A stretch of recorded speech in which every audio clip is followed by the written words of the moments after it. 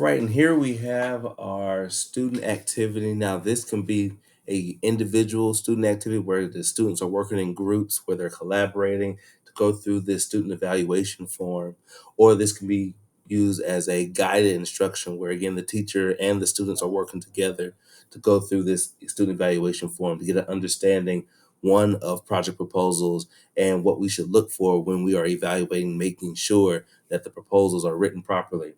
And the key items in the proposal is going to line up with the actual lesson, or the key factors, excuse me.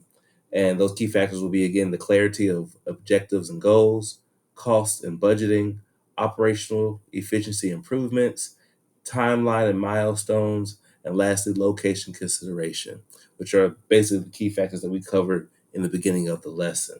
Now, this activity was going to involve two different forms, one being the student evaluation form and the other being the project proposals. Now, there will be three different examples that can be used during this activity. One is a great proposal, providing all the needed details in every section, ensuring the approval of this actual proposal.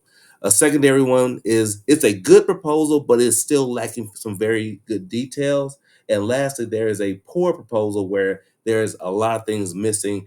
Things have been decided, or they literally have to be decided in the proposal versus having that information up front for them.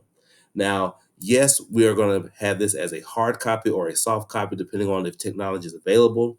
But for the teacher, I would print this out automatically because at the very bottom, you're going to have literally the grading criteria for each proposal. So as students work through this, you're able to check off saying, did they consider this a good proposal or a bad one? Were they noticing that things were lacking, such as lacking specificity or a weak risk assessment? Or it was a very good one because it had a budget clarity, it had detailed levels of information, but there were still some areas to improve on. This is just another way to gauge a student's understanding. I also want you to notice that no is not just bits and pieces of a proposal. It's actually the entire proposal from beginning to end. And some of the items or key factors that we go over in the lesson aren't in or aren't covered through the lesson. But that's fine. We still want students to be able to grasp and be exposed to a real world opportunity to again visit and break down a project proposal. Yes, we are going to focus on key items, but they are still going to have access to the real thing.